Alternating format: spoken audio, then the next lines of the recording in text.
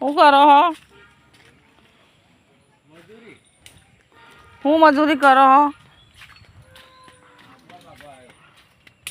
કેટલી મજૂરી કરીએ લાકડો પાકવાની?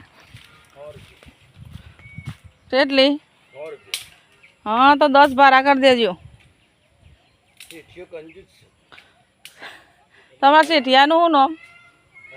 તમારા શેઠિયાનું શું નામ? એ તમારા શેઠિયો અને તમે નોકર હો? સારું કહેવાય. અને આ ગાય કને ચરવા બધી તમારી ગાય હા?